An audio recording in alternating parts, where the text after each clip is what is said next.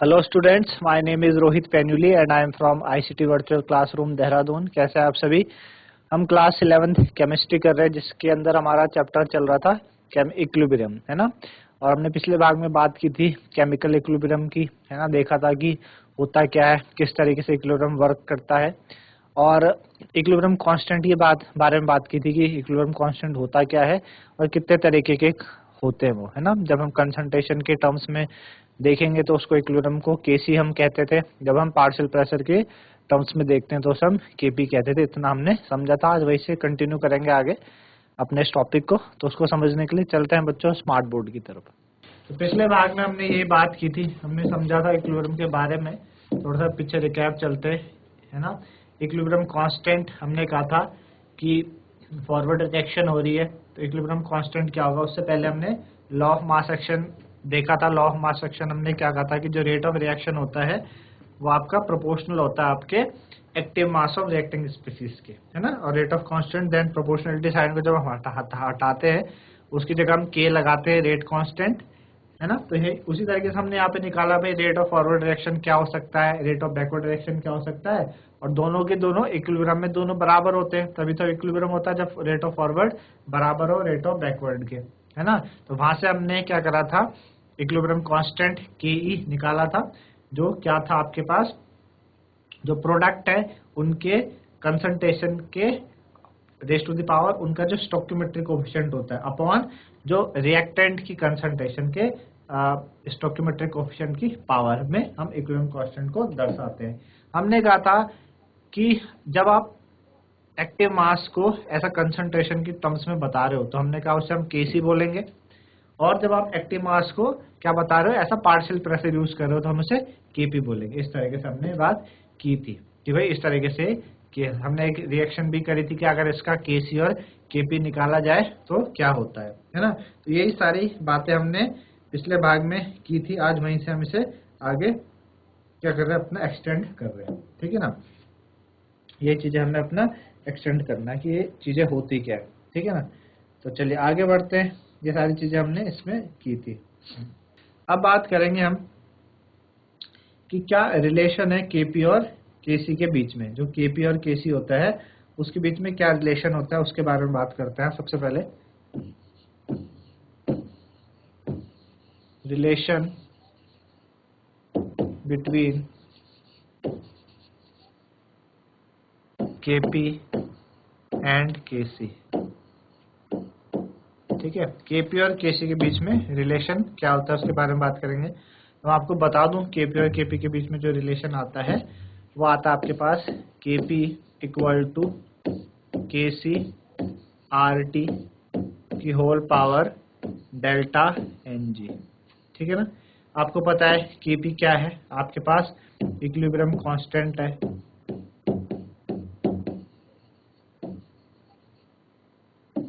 Equilibrium constant है आपका in terms of partial pressure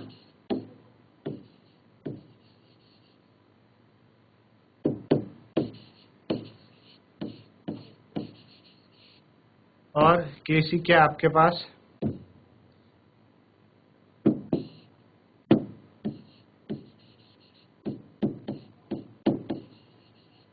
equilibrium constant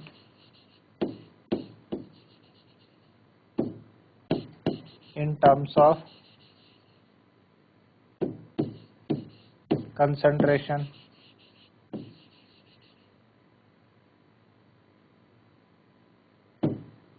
ठीक। आर क्या आपके पास गैस कांस्टेंट, ठीक है। टी क्या हो गया आपके पास टेम्परेचर, ठीक। टी आपके पास क्या हो गया टेम्परेचर। अब बात करें delta N g. Delta N g क्या होता है ना। तो डेल्टा एन जी क्या है, सपोज आपके पास ये रिएक्शन है एम ए, तो हमारे पास ये रिएक्शन है 2A plus 3B reversible 3A plus 4B, ये हमारे पास रिएक्शन है। अब डेल्टा एन जी कैसे निकलता है? तो जो डेल्टा एन जी होता है, डेल्टा एल जी होता है आपके पास N P minus N R. N P क्या स्टैंड करता है? एन पी स्टैंड करता है जो नंबर ऑफ मोल्स है प्रोडक्ट साइड के, number of moles of product side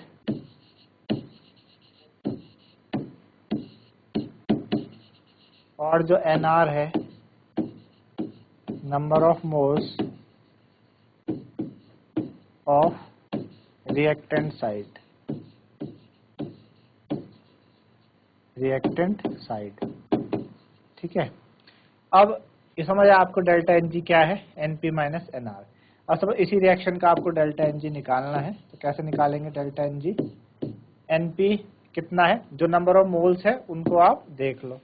अब आप देखोगे यहाँ पे 3 और ये 4, 3 और 4 कितने होते? 7, माइनस यहाँ पे देखो आप 3 और 2 5, माइनस 5, तो इसका डेल्टा एन जी कितना आ गया? 2, है ना। तो डेल्टा एन जी इस तरीके से आता है, number of moles of product side minus number, यहाँ पे टोटल नंबर बोलेंगे, total number of moles of product side, और यहाँ पे total number of moles of reactant side, total number of moles of reactant side. आपने देखा product side में कितने थे? 4 और 3 7 थे, और रिएक्टेंट साइड में कितने थे? 3 और 2 5 थे, तो इस वजह से डेल्टा एन जी आ गया। ठीक, ये था रिलेशन आपका केपी और केसी के बीच में रिलेशन है, काफी इंपॉर्टेंट रिलेशन है, आपके न्यूमेरिकल्स को सॉल्व करने में इस्तेमाल होता है। कि आपको सपोज एक इक्वेशन दी है, उसका आपको केसी दिया है, बोलेंगे केपी निकालो, तो आपको इस तरीके से निकालना है ना। जो गैस कांस्टेंट होता है आर, जो आपके पास कांस्टेंट है, इसकी वैल्यू आपके पास रहती है। टेम्परेचर आपको दिया होगा जिसको आपको केल्विन में निकालना होता है, अगर आपको सेल्सियस में दिया तो आप कन्वर्ट कर दो उसको केल्विन में, और इस तरीके से हम उसको सॉल्व कर सकते हैं। ठीक है ना। अब बात करते हैं कि इनकी यूनिट्स की बात करें कि भाई इनकी यूनिट्स क्या होती है। यूनिट्स ऑफ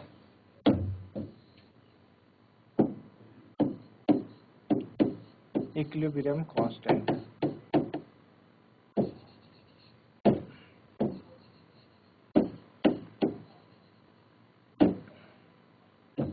कैसे आप इक्विलिब्रियम कांस्टेंट की यूनिट को निकालोगे?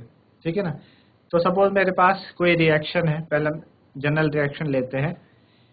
सपोज आपके पास ये रिएक्शन है 2A plus 3B reversible 3C plus 4D, ये आपके पास कोई रिएक्शन है। आपको इक्विलिब्रियम कांस्टेंट की यूनिट निकालनी है। जब हम बात करें कि अगर इसका केसी निकालूं मैं, भाई इसका केसी क्या होगा, तो इसका केसी आपको पता ही है, C की कंसंट्रेशन की पावर 3, D की कंसंट्रेशन की पावर 4 होल अपॉन A की कंसंट्रेशन की पावर 2 और B की कंसंट्रेशन की पावर 3। ये इसका केसी हो गया। अब हमने बात करी कि भाई जो केसी होता है, हम क्या करते हैं उसको कंसंट्रेशन, केसी का मतलब जब आप एक्टिव मास को कंसंट्रेशन की फॉर्म में दिखाए तो उसको हम केसी बोलते हैं। एक्टिव मास को आप कैसे दिखा रहे हो? As a concentration. Active mass को एज अ आप कंसंट्रेशन दिखा रहे हो, और कंसंट्रेशन आपको पता है कंसंट्रेशन क्या होती है, आपके पास number of moles upon volume. जो कंसंट्रेशन होती है क्या होती है? Number of moles upon volume. अब नंबर ऑफ मोल्स को आप कैसे लिखते हो? मोल में। ठीक है, मोल में लिखते हो। नंबर ऑफ मोल्स को किस में लिखेंगे? हम मोल्स में लिखेंगे। और जो वॉल्यूम है वो किस में होता है? लीटर में। तो मोल अपॉन लीटर कंसंट्रेशन की यूनिट होती है, तो वही आपको यहाँ पे पुट करनी है। ठीक है, तो कितना हो जाएगा? Kc इज इक्वल टू, अब आप क्या करा, C की जगह क्या आ गया? मोल लीटर। इनवर्स लिख सकते हैं, मोल पर लीटर, लीटर इनवर्स होता है क्या है? पीछे आपके पास 3 पावर 3 आ गया। तो इसी तरीके से इसकी भी हो जाएगी मोल लीटर इनवर्स की पावर 4। ठीक है, whole upon mole litre inverse की पावर 2, मोल लीटर इनवर्स की पावर 2। ठीक है, और मोल लीटर इनवर्स की पावर कितना है? 3, है ना। चलिए, तो यहाँ से Kc क्या आ गया। अब देखो मोल लीटर में दोनों तरफ सेम है, जब बेस सेम होता है तो पावर आप ऐड कर दो, 3 और 4 7 हो जाएगी। तो क्या आ जाएगा, मोल लीटर इनवर्स की पावर 7, और नीचे भी क्या आ जाएगा आपके पास, मोल लीटर इनवर्स की पावर 3 और 2 5 हो गया, है ना। अब दोनों पावर दोनों सेम है, आप ऊपर लेके चले जाओ इसको, तो क्या हो जाएगा, फाइनल आपके पास आ जाएगा मोल लीटर इनवर्स, ऊपर आपके पास 7 है, ये ऊपर जाएगा माइनस हो जाएगा 7 माइनस 5, तो आपके पास कितना आ गया, मोल लीटर इनवर्स की होल पावर 2 आ गया, है ना। अब आप इसको ओपन कर लो तो क्या आ जाएगा, 2 अंदर जाएगा तो ये हो जाएगा आपके पास मोल स्क्वायर, और लीटर माइनस 1 2 से मल्टीप्लाई हो जाएगा L-2। तो ये आपके पास क्या आ गए, Kc आया, कितना आया Kc, मोल स्क्वायर लीटर -2, ये आपके पास Kc आया। ध्यान देने वाली बात है कि यहाँ पे आपके पास आप अगर देखें कि डेल्टा Ng, इस रिएक्शन का डेल्टा Ng कितना आ रहा, डेल्टा Ng हमारे पास कितना आ रहा था, 4 और 3 7 माइनस 2 और 3 5, डेल्टा Ng आपके पास 2 आता है। तो आपको एक बात नोट करनी है कि जब if delta Ng does not equal to 0, अगर डेल्टा Ng 0 के बराबर नहीं है तो Kc and Kp has some unit, Kc और Kp की क्या होंगी, कुछ यूनिट्स होंगी। पहली बात, अभी तो आपको मैंने दिखाया कि डेल्टा Ng जब 0 के बराबर नहीं है तो Kc और Kp की कुछ यूनिट्स हैं। एक केस ऐसा भी आएगा कि जब डेल्टा Ng आपको 0 दिखेगा उस टाइम Kp और Kc की कोई यूनिट्स नहीं होगी। तो आपने देखा कि भाई Kc की हमने यूनिट किस तरीके से निकाली, इस तरीके से हमने Kc की यूनिट निकाली। इसी तरह इसी रिएक्शन की अगर आप Kp निकालो तो इसी रिएक्शन का Kp कितना हो जाएगा, वहां पे आ जाएगा आपके पास पार्शियल प्रेशर ऑफ C, है ना, और उसकी पावर कितनी है 3, फिर पार्शियल प्रेशर ऑफ D, उसकी पावर कितनी है 4, whole upon partial pressure of A, उसकी पावर कितनी है, और पार्शियल प्रेशर ऑफ B और उसकी पावर। अब पीछे देख लो कितनी कितनी पावर है, 2 और 3, A की 2 है और B की कितनी है 3 है। अब Kp हम कब यूज कर रहे हैं, जब हम Kp कब यूज करते हैं, जब आप एक्टिव मास को ऐसा पार्शियल प्रेशर यूज करो।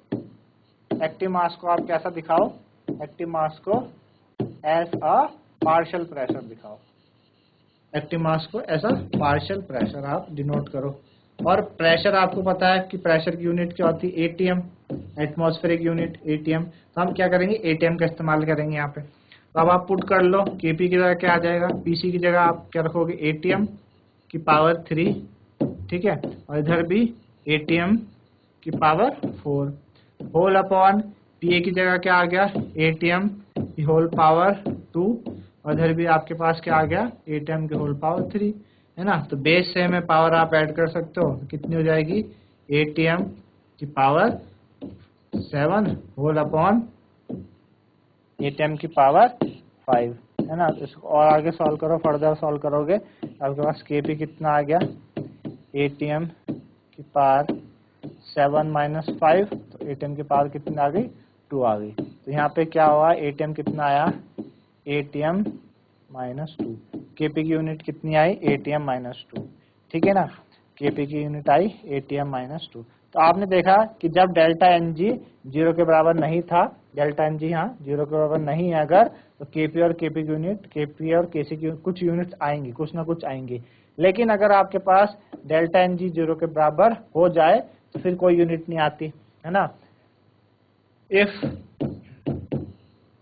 Delta Ng equal to 0, Kp and Kc has no unit, तब Kp और Kc की कोई भी यूनिट होती नहीं है ना।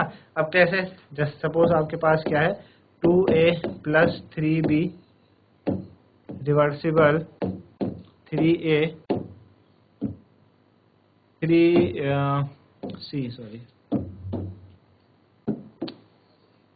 3c प्लस 2d, ये आपके पास है ना। अब आप देखो इसमें Kc आप निकालो, Kc क्या हो जाएगा, C की कंसंट्रेशन पावर 3, D की कंसंट्रेशन पावर 2, A की कंसंट्रेशन पावर 2, B की कंसंट्रेशन पावर 3। वही बोला हमने कि Kc क्या है, कंसंट्रेशन, मोल लीटर इनवर्स।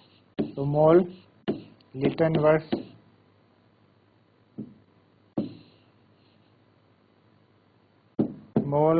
इनवर्स की पावर 3, मोल लीटर इनवर्स की power 2 whole upon mole litre inverse की पावर 2 मोल लीटर इनवर्स की पावर 3, है ना।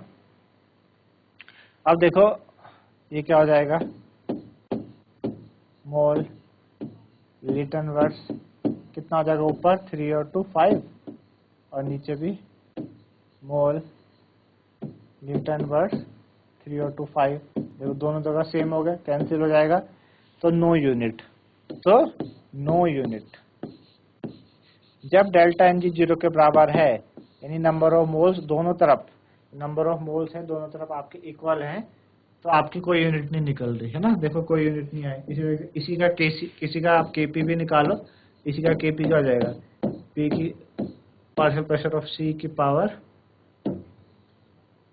3 है, 3 पीडी आपके पास 2 पीए 3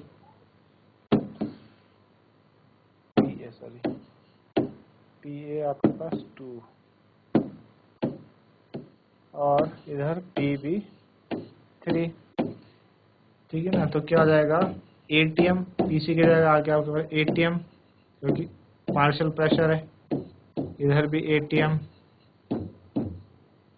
होल अपॉन एटीएम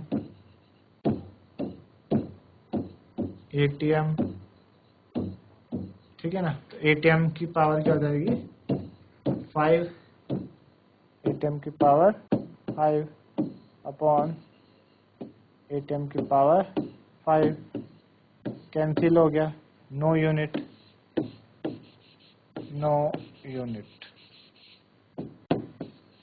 ठीक है, कोई यूनिट नहीं आया। तो आपने देखा होगा इस तरीके से हम बात कर रहे हैं यूनिट की, कि आपके पास यूनिट है कि नहीं है। ठीक है, ठीक। तो ये हमने बात करी सबसे पहले इस तरीके से केपी और केसी के बीच में रिलेशन क्या होता है, और साथ ही साथ उनकी यूनिट की बात करी हमने कि यूनिट क्या होती है ना, किस तरीके से उनकी यूनिट होती है, इसके बारे में हमने बात करी। चलिए आगे बढ़ते हैं। चलिए अब आगे क्या है, इसकी कुछ इक्विलिब्रियम जो कांस्टेंट है उसकी कुछ क्या है कैरेक्टरिस्टिक है, उसके बारे में बात करेंगे कि भाई क्या क्या उनकी कैरेक्टरिस्टिक है, कैसे कैसे वो होता है। ठीक है ना।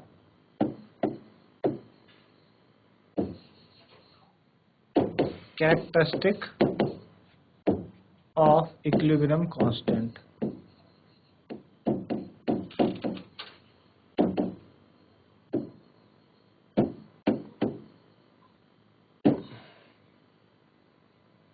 इक्विलिब्रियम कांस्टेंट की कैरेक्टरिस्टिक, ठीक है ना। तो पहली कैरेक्टरिस्टिक क्या है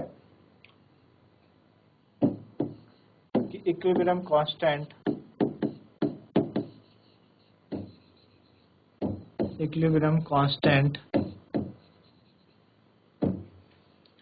for the reverse reaction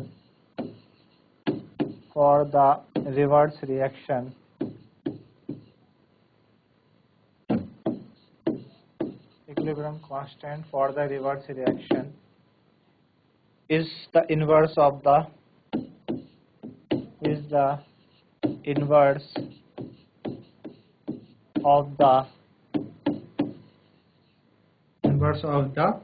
equilibrium constant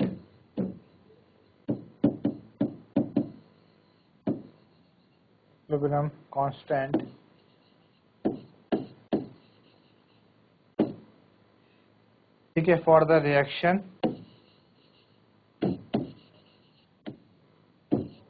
in forward direction,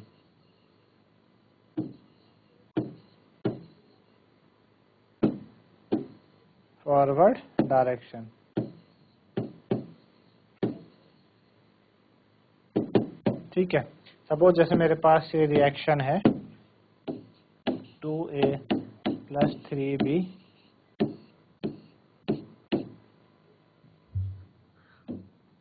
3C plus 2D, ये कोई रिएक्शन है और मुझे इसका इक्विलिब्रियम कांस्टेंट दे रखा है K, वो सपोज दे रखा है 48। ठीक है, अब मैं इस रिएक्शन को रिवर्स कर दूं। रिवर्स कैसे करेंगे? 3C प्लस 2D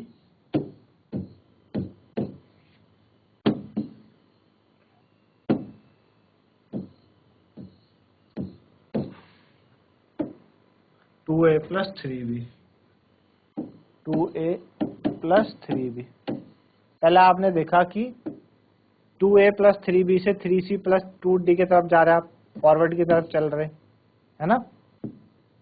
तो उसका इक्विलिब्रियम कांस्टेंट 48 है। हमने रिवर्स कर दिया, अभी 3C 2D से अभी 2A 3B बन रहा, टूट के, यानी बैकवर्ड की तरफ गए।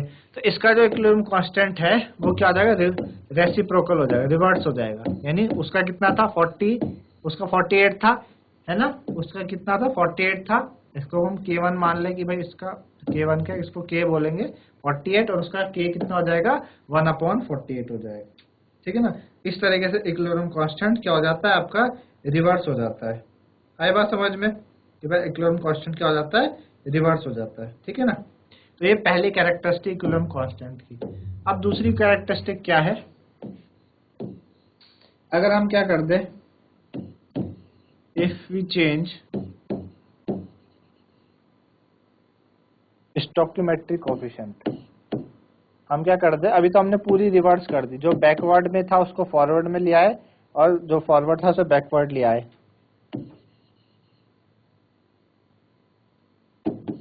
ठीक है, if we change stoichiometric coefficient, if we change stoichiometric coefficient in a chemical reaction,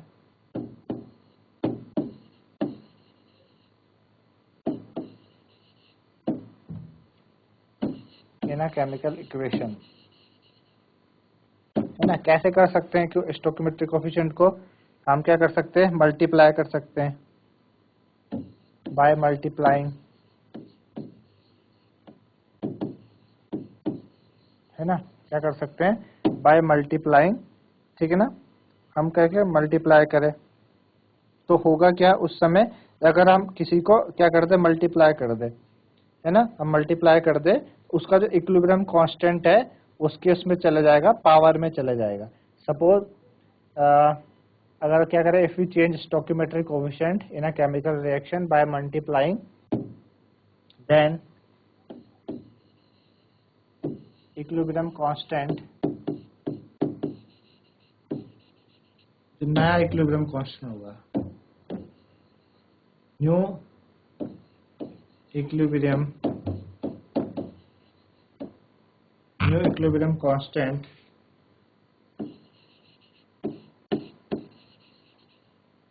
है ना? जो आपका नया इक्विलिब्रियम कांस्टेंट होगा वो क्या हो जाएगा आपके पास? Equilibrium constant will B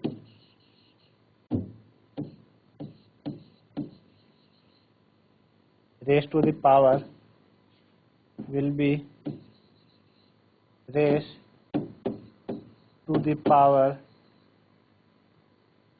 will be raised to the power what? Old equilibrium,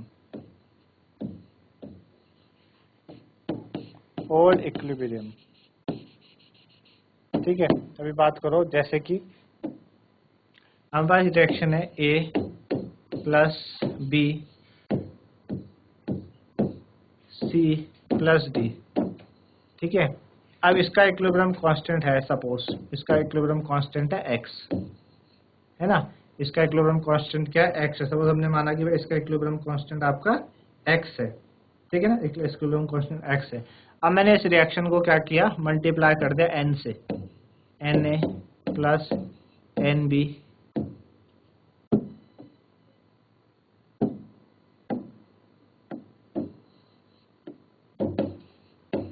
multiply above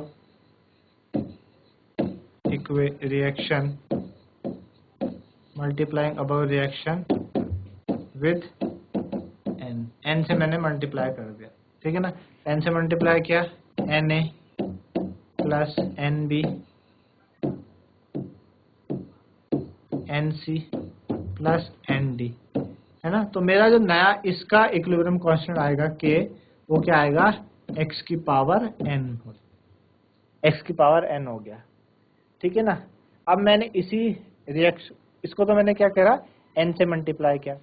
अब मैं क्या करता हूँ, ये तो पहली चीज करी, सपोज मैं दूसरी चीज करूं, multiplying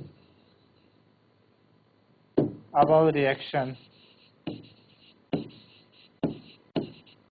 multiplying above reaction with 1 upon n।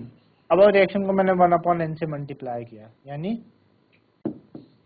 यानी हो जाएगा आपके पास a को जब 1 upon n से मल्टीप्लाई करोगे तो क्या आ जाएगा, ऐसे 1 upon n a plus 1 upon n b, ठीक है।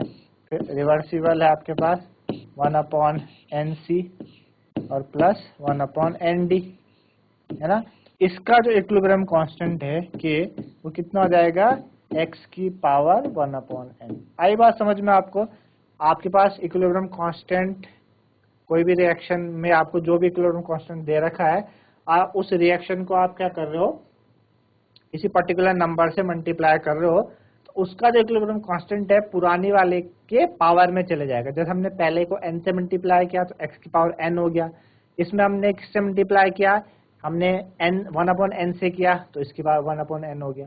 तो ये दो कैरेक्टरिस्टिक मेरे ख्याल से आप लोगों को समझ में आई होंगी कि अगर आप क्या करो, पहली कैरेक्टरिस्टिक कि आप क्या करो, रिवर्स कर दो रिएक्शन को, आप क्या कर दो, रिवर्स कर दो रिएक्शन को। तो अगर आप रिवर्स करोगे रिएक्शन को तो क्या हो जाएगा, आपका जो इक्विलिब्रियम कांस्टेंट है वो ओल्ड वाले के क्या हो जाएगा, रेसिप्रोकल हो जाएगा। दूसरा, अगर आप उसमें स्टोइकोमेट्रिक कोएफिशिएंट को चेंज करते हो मल्टीप्लाई करके, तो नया इक्विलिब्रियम कांस्टेंट पहले वाले की पावर, पहले वाले की जो इक्विलिब्रियम कांस्टेंट उसकी पावर में, जितना आपने मल्टीप्लाई किया उतने उसकी पावर में चले जाएगा, ठीक है। दो बातें ये है ना, ये दो बातें, ठीक है ना, ये दो बातें हमने करी। अब इसी से बेस्ड एक क्वेश्चन करते ताकि आपको समझ में आ जाए कि क्या हो सकता है, ठीक है ना। ठीक, सपोज हमें दिया है if equilibrium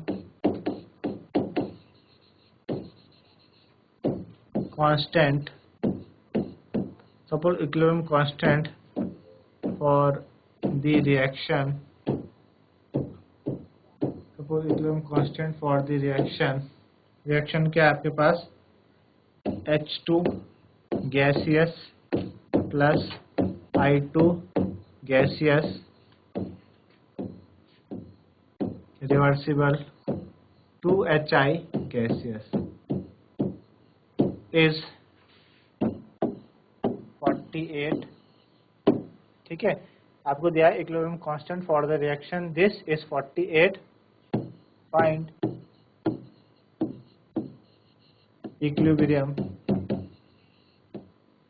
constant, find equilibrium constant for the reaction,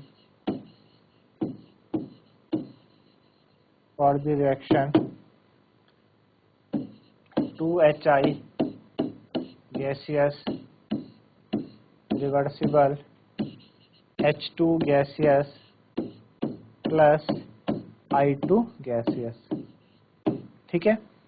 इसका आपको निकालना है। अब आप देख पा रहे होंगे पहले वाली जो रिएक्शन हमारे पास H2 gaseous plus I2 gaseous reversible 2HI gaseous, इसका जो हमें K दे रखा है, कितना दे रखा है, 1/48 दे रखा। इसका जो KC है वहां पे 1/48 दे रखा उन्होंने, सॉरी हमें 48 दिया है, इसका KC क्या दिया है, 48 दिया है इसका KC, है ना। इसका KC कितना दिया, हमें 48 दिया है, इसका हमें 48 दिया। अब हमें इस रिएक्शन का पूछा। अब देखो पहली वाली रिएक्शन और दूसरी वाली रिएक्शन, पहली वाली जो दूसरी वाली पहले वाले की रिवर्स है।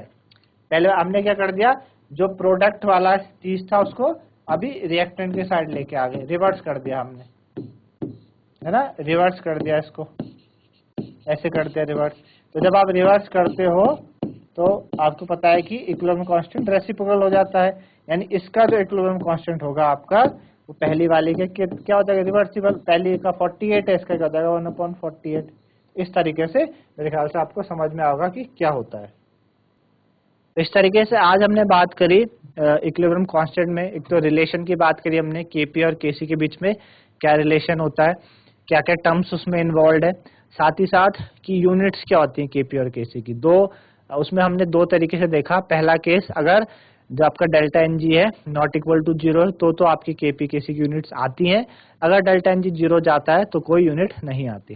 साथ ही साथ कैरेक्टरिस्टिक की बात करी कि क्या कैरेक्टरिस्टिक है, दो कैरेक्टरिस्टिक। पहली, अगर आप रिएक्शन को रिवर्स कर दो तो उसका जो इक्विलिब्रियम कांस्टेंट है वो क्या हो जाएगा, रेसिप्रोकल हो जाएगा। दूसरी, अगर आप किसी नंबर से मल्टीप्लाई करते हो इस रिएक्शन को तो नया जो इक्विलिब्रियम कांस्टेंट है पुराने की पावर में चले जाती है वो नंबर जो आपने मल्टीप्लाई किया था, है ना। तो इस तरीके से मेरे ख्याल से आप लोगों को आज समझ में आया होगा। तो आज के लिए इतना ही, धन्यवाद, हैव अ नाइस डे।